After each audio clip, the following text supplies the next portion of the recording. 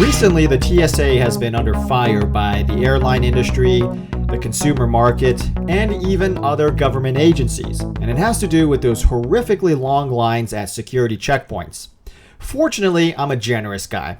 I have a solution for the TSA, and I will improve efficiency at these security checkpoints by at least 50%. And the best part of it all, it costs $0. I repeat, this solution costs no money whatsoever. Very easy, very simple to implement. First, we have to look at some hard data. I'm going to look at airline bombings that have occurred since 1960. Now, first of all, I want to share with you a little known secret. Men are much more violent than women. I know, it sounds crazy, but when you look at criminal statistics, men commit more crimes than women nominally and per capita.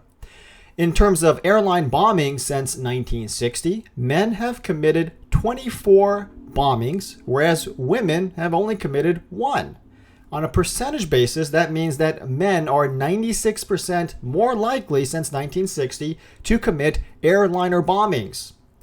That means that we have our 50% solution right there. If we assume, and I think it's a pretty reasonable assumption, that men and women equally take advantage of the airline business of traveling through air, then we can simply just say, statistically, it is very, very unlikely that women will commit a terrorist act, and therefore we can pretty much have extremely lenient security towards women. We've got our 50% efficiency right there.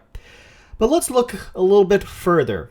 It seems as if foreigners, people from, let's be politically correct, it seems that people from emerging market nations seem to commit a lot of these airliner bombings.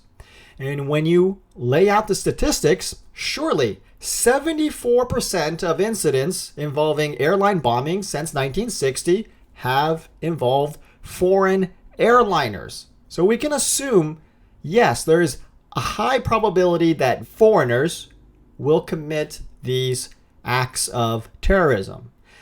Now let's dig a little bit further. Let's take it one more step further.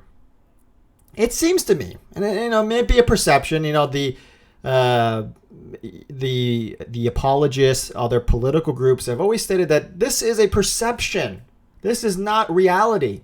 But I can't help but perceive, that it seems that the religion of peace participants appear to be more likely to commit acts of airline bombings. And even here, the data corresponds with this perception. 72% of airline bombings since 1960, 72% have involved religion of peaceful people or religion of peace practitioners.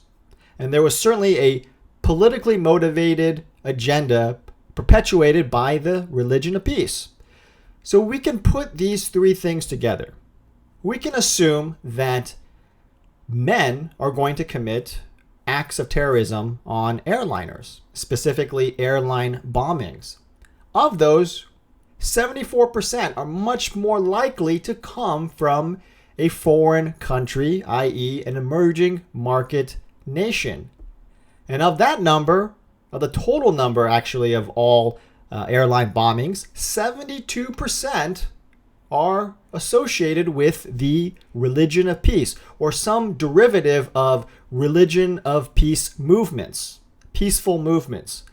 So, taking all these things into consideration, we have a very clear mandate. We have a very clear strategy. We look for men who are foreign and who practice the religion of peace.